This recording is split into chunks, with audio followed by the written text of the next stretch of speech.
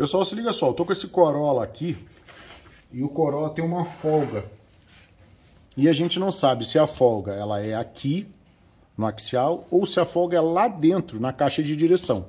Então, para isso, o que a gente faz? A gente retira essa coifa, traz ela para cá, tá? Para abrir espaço para a gente verificar. Agora o Gabriel, ele vai fazer a folga aqui. Faz a folga aí, Gabriel. Tá vendo lá dentro? A cremalheira, pessoal, sambando dentro da caixa de direção. Agora eu vou filmar aqui, ó. Olha aqui o axial nem mexe. Mexe bem pouquinho, tá vendo? Não adianta. A maior folga é dentro do setor ou caixa de direção. Tem folga em ambas as peças, tá? Tanto aqui no axial quanto lá dentro no setor. Mas a folga maior e principal é no setor, ok?